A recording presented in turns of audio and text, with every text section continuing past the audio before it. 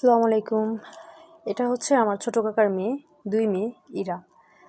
এর 2টা মেয়েই খুব মিষ্টি দেখতে, মাশাআল্লাহ। ওরা আমি মাঝখান থেকে ঘুরতে বলছিলাম ঘুরতে ঘুরতে একটা সময় ঠাস করে পড়ে গেছে। ওরা হচ্ছে ওর নানু বাড়ি যাবে, কোনো একটা বিয়ের দাওয়াত ছিল, তো সেখানে যাওয়ার জন্য রওনা হয়েছে। পরে আমি বললাম, আসো তোমার কিছু ছবি তুলে দেই, ভিডিও করে দেই। যেমন কথা তেমন কাজ।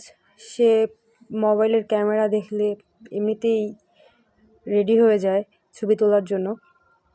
পরে জিজ্ঞাসা করতেছিলাম, তোমাকে তো অনেক সুন্দর লাগছে, তোমার জামা কে কিনে দিল, তোমার নেকলেস চুড়ি ক্লিপ কে কিনে দিল? তো একটা একটা করে বলতেছিল বাবা, নানা, তারপরে ওর জামাটা নানা কিনে দিছে, কসমেটিক্স মা কিনে দিছে, চুড়ি মনে হয় হচ্ছে ওর বাবা কিনে দিছে। মাঝখান থেকে ছোট্ট বুড়ি ওর গলায় যেন কি একটা পরবে, তো সেটা নিয়ে কাড়াকাড়ি করতেছিল। এই যে এই পিচ্চি, এটা যে কি পরিমাণে দুষ্ট, এবং এ যে কথাগুলো বলবে প্রতিটা কথাই হচ্ছে স্পষ্ট। এই যে ওনাকে যখন আমি জিজ্ঞাসা করছি, তো উনি একটা একটা করে অ্যান্সার করতেছে। এর মধ্যে হয়তো একটা কথা বলতে, মানে একটা অ্যান্সার দিতে একটু লেট করছে। এখন সেই অ্যান্সারটা হচ্ছে ওর বড় বোন ইরা দিয়ে দিছে। এজন্য এখন বলতেছে যে তুমি কেন বলো, আমাকে জিজ্ঞাসা করছে, কথা তো আমি বলবো। মানে ভাবুন তো, এতটুকু বাচ্চা মেয়ে সে কি পাকা পাকা কথা বলে।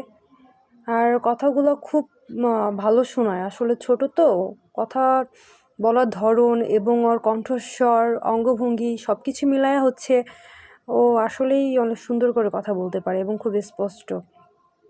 এটা হচ্ছে আমার একটা মাত্র দুষ্ট ছেলে। সে ছোট একটা বাইক পাইছে, এখন হচ্ছে এই বাইকের উপর উঠবে। তো আমি বলতেছিলাম যে এতটুকু বাইকে তোমার হবে? তো বলে, হ্যাঁ এটা তো আমার বাইক, আমি দেখবা আমি এটার উপর উঠবো। এরকম করতে করতে বাইক নিয়ে কিছুক্ষণ দৌড়াদৌড়ি খুনসুটি করলো, আর আমাকে বাইক দেখাচ্ছিল। এরই মধ্যে কি যেন একটা হইলো, তার মুড অফ হয়ে গেছে। তো আমি বলছিলাম, ইরারা যেহেতু চলে যাবে বেড়াতে, চলো ইরার সাইকেল আমরা ওই বাসায় নিয়ে যাই। এখন সে সাইকেল নিবে না, আবার এই যে বাইক এটাও নিবে না। মানে এর মতি গতি কোনোটাই ঠিক ছিল না। এর নিয়ে অনেকক্ষণ দুষ্টামি খুনসুটি করলাম। এখানে শুধু ও একা ছিল না, আমাদের বাড়িতে, মানে আমার বাবার বাড়িতে আমাদের অনেক বাচ্চা কাচ্চা আছে, আসলে অনেক বাচ্চা কাচ্চা।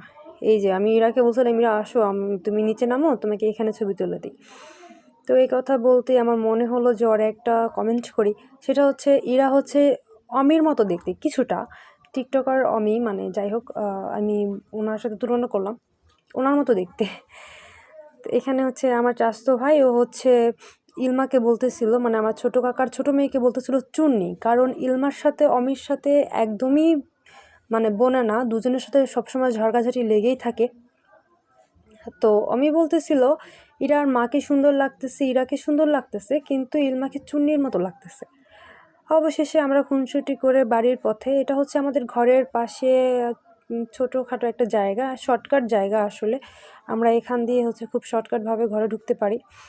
ইরাদের বাসা আর আমাদের বাসা যাওয়া আসার মধ্যে যে গ্যাপটা ধরেন অতটুকুই।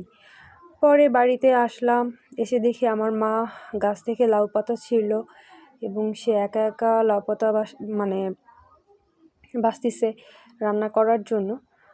তো আমার এই চ্যানেলে অনেকেই দেখবেন অনেক লাউ শাক, লাউ গাছ, কুমড়ো গাছ, কিংবা যে কোনো ফলমূলের শাকসবজির গাছই আসলে বেশি, তবে লাউ শাকটা একটু বেশি। কেন জানি না, লাউ গাছ দেখলে আমার কাছে এত সুন্দর মনে হয়, আমি যে কোনো ওয়েতে আমি এটার ভিডিও করবই। সে যাই হোক, হয় আপলোড করবো, নয় ফোনের মধ্যে রাখা দেবো। অবশেষে আম্মু হচ্ছে সব কিছু ঠিকঠাক করে দিল। আমি রান্না করতে আসছি মাটির চুলায়, দেশি মুরগির রান্না, এবং এটা আমি সম্পূর্ণ আমার নিজের মতো করে করছি। আম্মু ওরকম। তো মাঝখান থেকে আমি হচ্ছে মাংস রান্না করতেছিলাম, আমি আমার মতো করে রান্না করলাম। আম্মু আমাকে অনেক সাহায্য করছে, কারণ মাটির চুলাতে আমি রান্না করে অভ্যস্ত না, কারণ আমি প্রতিদিন রান্না করি না। এবং যেহেতু মাটির চুলা, মানে এই যে লাকড়ি বা চলা এইগুলো দিয়ে রান্না করতে হয়, তো এইগুলো এক হাত দিয়ে করো আর এক হাত দিয়ে খুন্তি নাড়ো, বিষয়টা খুবই কঠিন। হ্যাঁ, তো হচ্ছে আমি অতটা অভ্যস্ত না। আবার পাশে যদি বড় গার্জিয়ান কেউ বসে থাকে, সেটা হোক আমার মা, হোক আমার শাশুড়ি, এদের সামনে রান্না করাটা একটু ভয় ভয় লাগে, কারণ এরা রান্না করতে করতে অনেকটা পাকা হয়ে গেছে, আর আমি ধরেন কেবল বিগিনার। তো সেক্ষেত্রে হচ্ছে আমার ভয় লাগাটাই স্বাভাবিক। তবে আমি মাংসটা আসলে শুরুতে এভাবেই রান্না করি। তো এভাবে হচ্ছে একটু হালকা মশলা, তেল, লবণ এটা দিয়ে একটু ভালোভাবে কষাই নিই। মাংসের আলাদা যে একটা পানি আছে এটা যখন বের হয় এটাতে একটু একটু সিদ্ধ হবে, ওভাবেই ঢেকে রাখি। তো লাস্ট ফিনিশিং হচ্ছে আমি হলুদ এবং মরিচের গুঁড়া দিলাম। কিন্তু মাংসটা দেখে মনে হয় কি জানেন, প্রচুর ঝাল হবে, তাই না? হ্যাঁ, ঝাল একটু হয়েছে, কিন্তু একটু বেশি লাল লাল হয়েছে। যেমন দেখা যায় ওরকম ঝাল হয় নাই। আমি ভয় পাইছিলাম হয়তো আমার বাচ্চা খেতে পারবে না, হয়তো কষ্ট হবে, কিন্তু পরবর্তীতে দেখলাম যে না, আয়ান মাশাআল্লাহ খুব সুন্দরভাবে খাবারটা শেষ করছে অ্যান্ড খুব মজা করে খাইছে। শেষে আমি কিছুটা গরম পানি দিয়ে দিলাম এটা সিদ্ধ হওয়ার জন্য, দেন নাড়াচাড়া দিয়ে এভাবেই রান্না করব। আমার মাংস রান্না করতে কেন জানি অনেক বেশি ভালো লাগে, অনেক সহজ মনে হয়, কিন্তু যখন পারতাম না তখন কত বড় যে একটা বোঝা মনে হইতো অ্যান্ড কত বড় যে একটা পরীক্ষা মনে হইতো এটা। এইটা যখন আমি দেখছি না, আমার এত ভয় লাগছে, ভাবছি কি আমার আম্মু হয়তো আজকে আমাকে একটু বকা দিবে যে নিতু, আয়ান খাবে, তুমি এত ঝাল কেন দিছো। মাটির রান্নাঘরে রান্না করা মানে একটু এলোমেলো, নর্মাল এটা থাকবেই। অ্যান্ড এটা আমাদের ভাত। আমি একটা কথা বলি এখানে, এই যে ভাতের হাঁড়িতে দেখতেছেন যেমন মাটি লেপে দেওয়া, এখানে অনেকে মাটি দেয়, অনেকে তেল দেয়, বা কিছু একটা দেয়, ছাই বা এরকম কিছু একটা দেয় হয়তো গ্রামের লোকজন। তো এটা দিলে এই যে কালিটা আছে এটা বেশি একটা লাগে না, অ্যান্ড ধোয়ার সময় খুব ইজিলি হয়ে যায়। তো এক পাশে এই যে মাংস আর এক পাশে ভাত ছিল। উফ, এটা যে কী পরিমাণে টাফ, আল্লাহ! এখানে আম্মু শুরু থেকে শেষ পর্যন্ত বসা ছিল আমার সাথে, কিন্তু আমি এই ধোঁয়া সহ্য করতে পারি না, কারণ আমার দম বন্ধ হয়ে আসে এই ধোঁয়ায়। মেবি আমার অ্যালার্জি। এখন অনেকে বলতে পারে যে এই ধোঁয়ায় কীভাবে অ্যালার্জি হয়। আমি ধোঁয়া সহ্য করতে পারি না, যেমন আগুনের ধোঁয়া, মশার কয়েলের ধোঁয়া, এগুলো আমার সহ্য হয় না। তারপরে ধরেন আমি ঘর ঝাড়ু দিব, সেইটার যে ময়লা সেটা সহ্য হবে না।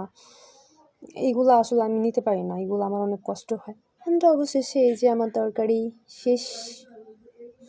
মাংসটা দেখে খুব লোভনীয় লাগতেছে, কিন্তু আমার রান্না আমার কাছে অনেক মজা লাগে। কার কাছে কেমন লাগে আমি জানি না, কারণ আমার রান্না আমার কাছে অনেক মজা লাগে এবং আমি আমার নিজের হাতের রান্না অনেক মিস করি। হয়তো আহামরি কিছু রান্না করতে পারি না, তবে পেট চলার মতো পারি।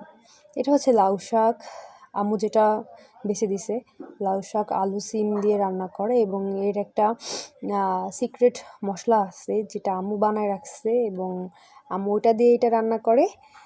অ্যান্ড আম্মুর এই শাকটা অসাধারণ হয়। আমি যতবার এখানে বেড়াতে আসবো ততবারই বলবো যে আম্মু তুমি লাউ শাক রান্না করো তোমার ওই মশলাটা দিয়া। আর কারণ কি, আমাদের এখানে 12 মাস করে লাউ শাক পাওয়া যায়, কারণ ওই যে আমার দাদি, আমার ফুপু, এটা এই গাছগুলো ওরকম করতেই থাকে, যে কারণে আমরা 12 মাস কালই টুকটাক লাউ শাক খেতে পারি, কিংবা কুমড়ো শাক খেতে পারি।